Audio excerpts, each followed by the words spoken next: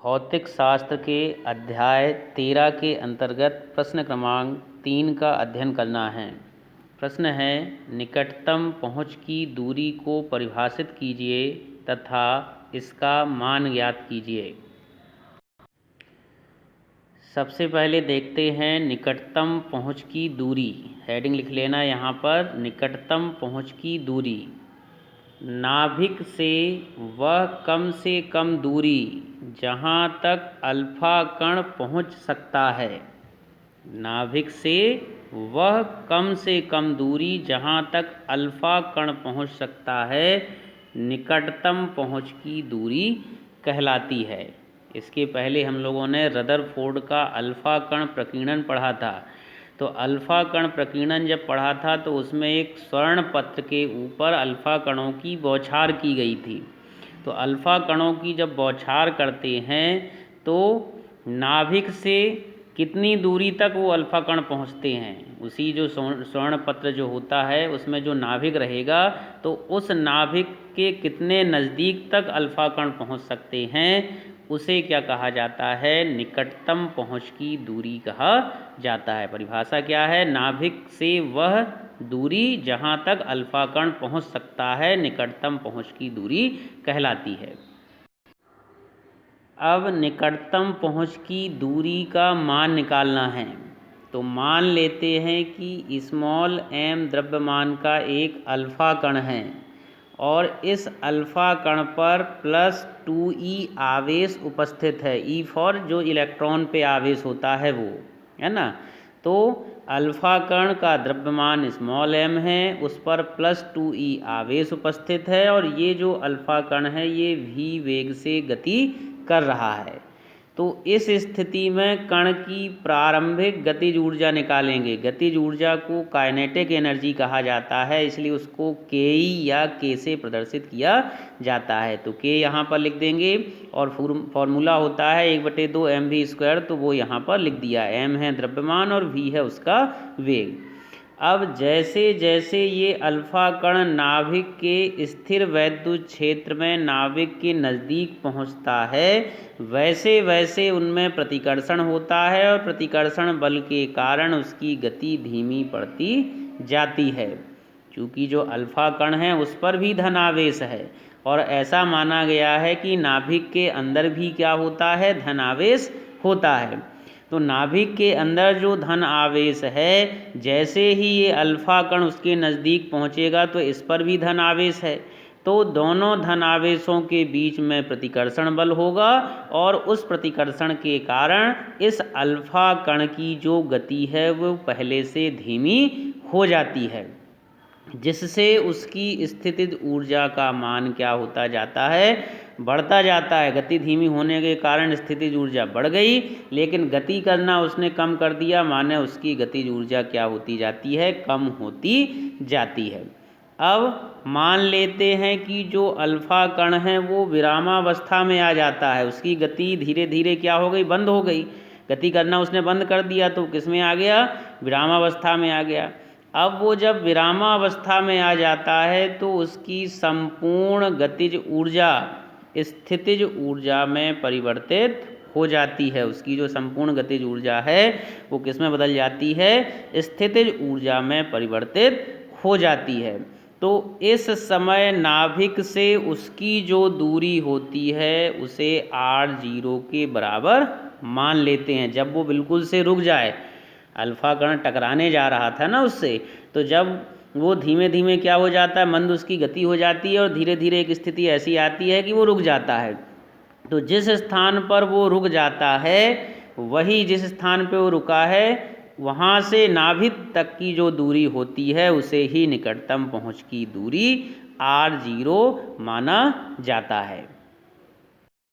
अब यदि नाभिक पर आवेश की मात्रा Ze हो, जो नाभिक है उस पर आवेश की मात्रा क्या है, Ze हो, तो नाभिक से r0 दूरी पर अल्फा कण की स्थितिज ऊर्जा निकालेंगे। चूँकि पूरे की पूरी गतिज ऊर्जा स्थितिज ऊर्जा में परिवर्तित हो गई, तो स्थितिज ऊर्जा में जब वो परिवर्तित हो गई तो ऐसा मान लेते हैं कि नाभिक के ऊपर आवेश की मात्रा Ze है और r0 दूरी पर क्या निकालेंगे, स्थितिज ऊर्जा का मान निकालेंगे। तो अब गतिज ऊर्जा का जो सूत्र होता है, स्थितिज ऊर्जा का जो सूत्र होता है वो U बराबर 1/4 पाई एप्सिलॉन 0, ठीक है। फिर लिखना है ऊपर Q, है ना। तो Q के रूप में यहाँ पर Q माने आवेश, तो आवेश के रूप में दो प्रकार के आवेश हैं। देखो, नाभिक के ऊपर ZE आवेश है और नाभिक के पास कौन पहुँच गया, अल्फा कण पहुँच गया। तो अल्फा कण के पास +2E आवेश है। तो दोनों आवेशों को यहाँ पर लिखा हुआ देखो ZE × 2E लिखा है, और बटे में दूरी कितनी है, तो दूरी है r0। तो ये इस प्रकार से स्थितिज ऊर्जा का जो सूत्र होता है U बराबर 1/4 पाई एप्सिलॉन 0 × Q/R, उस सूत्र का यहाँ पर उपयोग किया और ये इस प्रकार से मान निकाल लिया।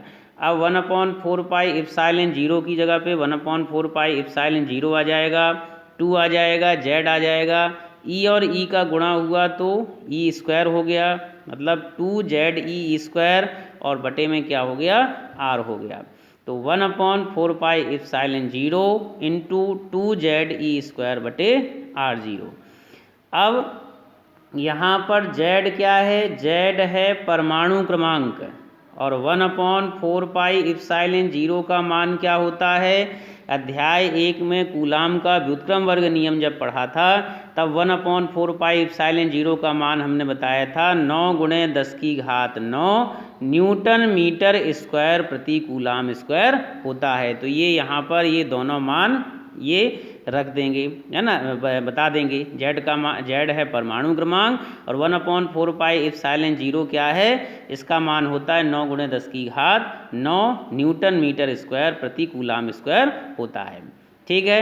अब चूंकि गतिज ऊर्जा ही स्थितिज ऊर्जा में बदलती है, कहने का मतलब है गतिज ऊर्जा ही स्थितिज ऊर्जा है, तो इसीलिए नीचे लिखा है देखो, बराबर के इस तरफ गतिज ऊर्जा 1/2 mv² लिखा है, और बराबर के उस तरफ स्थितिज ऊर्जा मतलब 1/4 पाई एप्सिलॉन 0 × 2ZE² बटे R0 लिखा है, ठीक है। अब यहाँ पर क्या करेंगे, ध्यान देना है थोड़ा सा। यहाँ पर ये जो R0 था, R0 को बराबर के उस तरफ पक्षांतर कर देंगे। तो बराबर के उस तरफ जब पक्षांतर करेंगे तो भाग में था R0, पक्षांतर किया तो गुणा में R0 पहुँच गया। अब बराबर के उस तरफ जो भी था उन सभी को पक्षांतर कर देंगे इस तरफ। तो जब पक्षांतर करेंगे देखो तो 1/4 पाई एप्सिलॉन 0 जैसा लिखा था वैसा लिख देंगे, ठीक है। बटे में जो 2 था इसका जब पक्षांतर करेंगे तो उस तरफ जाएगा, तो 2 और 2 4 हो जाएंगे यहाँ पर, और ZE² की जगह पे ZE², बटे में जो R0 था उसको पक्षांतर कर दिया उस तरफ, और उस तरफ से जो mv² था उसको पक्षांतर करेंगे तो mv² पहले गुणा में था, अब mv² भाग में आ जाएगा। कहने का मतलब है R0 को उस तरफ पक्षांतर कर दिया और 1/2 mv² को इस तरफ जब पक्षांतर किया तो इस प्रकार से समीकरण 1 यहाँ पर प्राप्त हो गया। अब क्या है देखो, R0 की जगह पे R0 बराबर में 1/4 पाई एप्सिलॉन 0 इंटू में 4 लिखा था देखो, तो 4 को लिख सकते हैं 2 × 2, है ना, और ZE² की जगह पे ZE² आ गया, बटे में mv² की जगह पे mv² आ गया, ठीक है। केवल 4 को 2 × 2 लिख दिया है। अब R0 की जगह पे R0 बराबर में 1/4 पाई एप्सिलॉन 0 इंटू 2 आ गया, ठीक है, 2ZE² आ गया। अब यहाँ पर ध्यान देना है, देखो ये mv² बटे में लिखा है और ये 2 कहाँ लिखा है, गुणा में लिखा है, गुणा में है 2 और बटे में है mv²। सूत्र के रूप में जब इनको लिखते हैं तो ये होता है 1/2 mv²।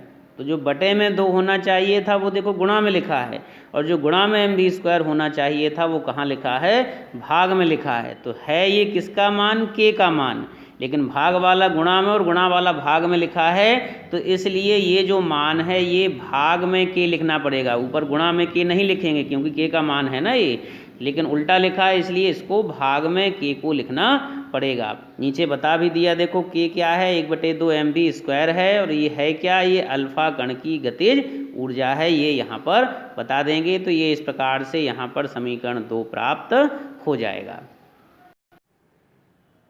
अब क्या करते हैं, देखो रदरफोर्ड के द्वारा जो अल्फा कण लिया गया था उसकी गतिज ऊर्जा का मान 5.5 MeV निकलता है। m मतलब मेगा इलेक्ट्रॉन वोल्ट निकलता है।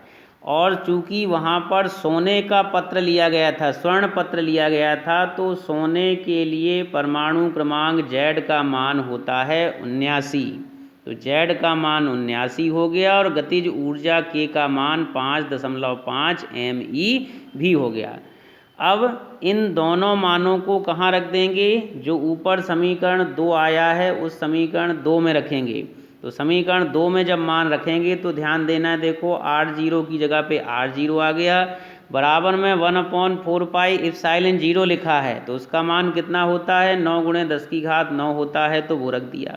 ठीक है, फिर ऊपर लिखा है 2 तो 2 लिख दिया, फिर Z लिखा है तो Z का मान 79 हो गया, और फिर E का स्क्वायर, E मतलब एक इलेक्ट्रॉन पर आवेश, तो एक इलेक्ट्रॉन पर आवेश का मान 1.6 × 10⁻⁻19 होता है, तो वो हो गया।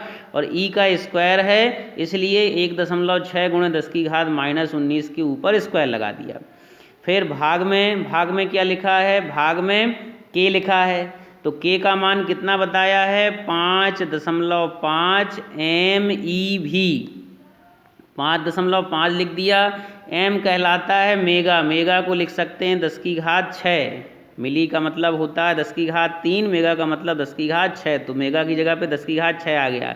फिर EV लिखा है, इलेक्ट्रॉन वोल्ट लिखा है, तो इलेक्ट्रॉन वोल्ट का मान 1.6 × 10⁻⁻19 होता है। तो ये 5.5 MeV को इस प्रकार से बदलकर बटे में लिखा गया है। नीचे उन्हें देखो ब्रैकेट में बदल के बताया भी है कैसे बदलते हैं, है ना। 5.5 की जगह पे 5.5, M की जगह पे 10�6 और EV का मान 1.6 × 10⁻⁻19 जूल। तो ये इस प्रकार से यहाँ पर समीकरण 2 में सभी मान रख देते हैं।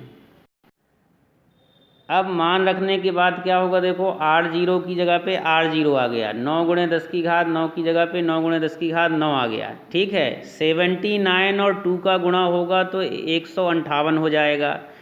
1.6 का वर्ग लगा है, मतलब 2 बार गुणा होगा 1.6 का, तो 2.56 आ जाएगा।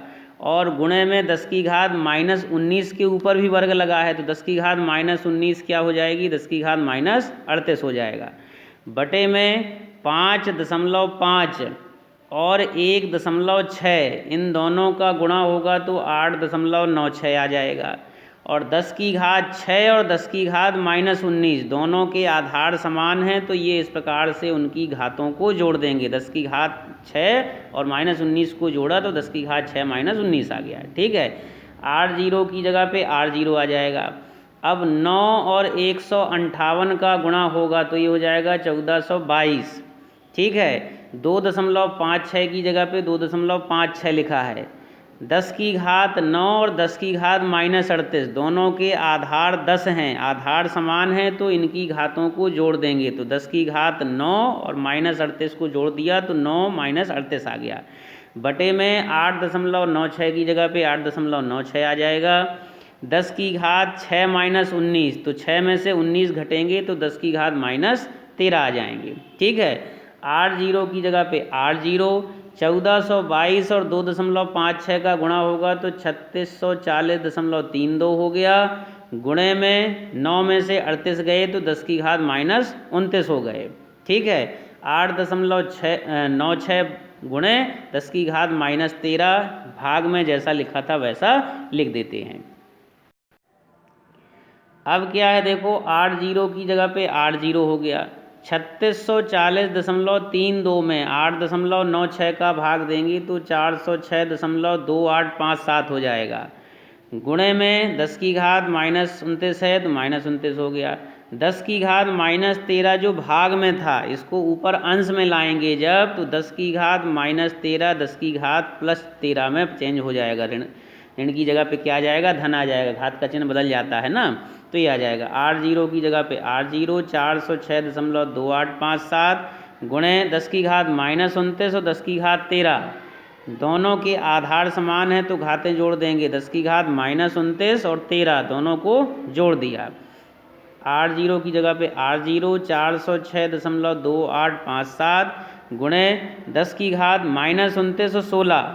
इन दोनों को क्या कर देंगे, इन दोनों को यहाँ पर जोड़ेंगे। 29 माइनस का है और 13 प्लस का है, तो दोनों जोड़ने की जगह घट जाएंगे। 29 में से 13 घटेंगे तो 16 आ जाएगा, और बड़ी संख्या माइनस की है इसलिए माइनस का 16 यहाँ पर आ जाएगा। R0 की जगह पे R0 406.2857 गुणे 10 की घात 16 को देखो ऐसा लिख सकते हैं 10 की घात -14 और 10 की घात -2। 10 की घात -16 जो है उसको इस प्रकार से लिख दिया, देखो 10 की घात -14 और 10 की घात -2 ऐसा लिख सकते हैं। R0 की जगह पे R0 बराबर में 406.2857 गुणे 10 की घात -14 और गुणे में 10 की घात -2 जो था इसको नीचे ले आए, तो 10 की घात -2 जब नीचे आएगा तो 10 की घात +2 हो जाएगा, भाग में घात का चिन्ह बदल जाएगा। ठीक है, अब R0 की जगह पे R0 बराबर बटे में जो 10 की घात 2 लिखा है इसका मतलब ये 100 है, तो 100 का भाग जब 406.2857 में देंगे तो 100 का भाग देने पर ये 406 की जगह पे 4.0628 हो जाएगा, और गुणे में 10 की घात -14 जैसा लिखा था वैसा लिखा रहेगा, और ये मान किस में आया है, मीटर में आया है। तो R0 का ये जो मान आया है यही क्या है, निकटतम पहुँच की दूरी का मान है। अगला प्रश्न जो हम लोगों को पढ़ना है वो है प्रश्न क्रमांक 4। प्रश्न है रदरफोर्ड के परमाणु मॉडल को समझाइए। अर्नेस्ट रदरफोर्ड ने अल्फा कण प्रकीर्णन का प्रयोग किया और उस प्रयोग के आधार पर एक परमाणु मॉडल प्रस्तुत किया। उस परमाणु मॉडल को ही रदरफोर्ड का परमाणु मॉडल कहा जाता है। इस मॉडल के पहले नंबर के बिंदु में बताया गया है कि परमाणु के समस्त द्रव्यमान और समस्त धन आवेश उसके केंद्र पर बहुत ही छोटे भाग में केंद्रित रहते हैं। किसी भी परमाणु का जितना भी द्रव्यमान है, जितना भी धनावेश है, वो कहाँ पर होता है, उसके केंद्र पर बहुत ही छोटे भाग में केंद्रित रहते हैं, और उस छोटे भाग को क्या कहा जाता है, नाभिक कहा जाता है। ठीक है, दूसरा जो यहाँ पर है, दूसरा बिंदु उसने बताया कि नाभिक का जो आकार है वो 10 की घात -15 मीटर के क्रम का होता है। नाभिक का जो आकार है वो 10 की घात -15 मीटर के क्रम का होता है, और परमाणु का जो आकार है वो 10 की घात -10 मीटर के क्रम का होता है। मतलब परमाणु के आकार की तुलना में नाभिक का आकार 10 की घात 5 गुना छोटा होता है। नाभिक का आकार 10 की घात -15 की कोटि का है और परमाणु का आकार 10 की घात -10 मीटर की कोटि का है। तो दोनों में कितने का अंतर है, 10 की घात 5 गुना ये छोटा होता है नाभिक का आकार। अगला जो बिंदु है उसमें बताया गया कि नाभिक के चारों ओर 10 की घात -10 मीटर त्रिज्या के खोखले गोले के चारों ओर इलेक्ट्रॉन फैले रहते हैं। नाभिक के चारों ओर 10 की घात -10 मीटर की त्रिज्या के खोखले गोले के चारों तरफ क्या होते हैं, इलेक्ट्रॉन वितरित रहते हैं, फैले रहते हैं। किसी भी परमाणु के समस्त इलेक्ट्रॉनों का कुल ऋण आवेश नाभिक के धनावेश के बराबर होता है। मतलब जितना धन आवेश होता है नाभिक के अंदर उतने ही इलेक्ट्रॉन बाहर उसके घूमते रहते हैं। जितना ऋण आवेश होता है उतना ही धन आवेश होता है, तो इलेक्ट्रॉनों पे ऋण आवेश होता है, तो ऋण आवेश वाले जो इलेक्ट्रॉन हैं वो नाभिक के चारों तरफ क्या होते हैं, घूमते रहते हैं। तो जितना धन आवेश होता है उतना ही ऋण आवेश होता है। धन और ऋण की संख्या बराबर है, इसका मतलब वो परमाणु विद्युत उदासीन होता है। जितने धन है उतने ही ऋण है, मतलब धन और ऋण ने एक दूसरे को समाप्त कर दिया, तो उनके नाभिक के अंदर ना तो धन बचेगा और ना ही ऋण बचेगा, है ना, वो विद्युत रूप से उदासीन हो जाएगा। चौथा जो बिंदु है उसमें बताया गया है कि परमाणु के अंदर जो इलेक्ट्रॉन हैं वो स्थिर नहीं रहते, बल्कि क्या होते हैं, वृत्तीय मार्ग में नाभिक की परिक्रमा करते रहते हैं। जो परमाणु के अंदर जो इलेक्ट्रॉन है वो एक जगह स्थिर नहीं रहते, बल्कि वो घूमते रहते हैं। और घूमने के लिए उनको जो आवश्यक अभिकेंद्र बल है वो कहाँ से प्राप्त होता है, नाभिक के धनावेश और इलेक्ट्रॉनों के मध्य लगने वाले आकर्षण बल से उन्हें अभिकेंद्र बल प्राप्त होता है। किसी भी वस्तु को वृत्तीय मार्ग में घूमने के लिए अभिकेंद्र बल की आवश्यकता होती है।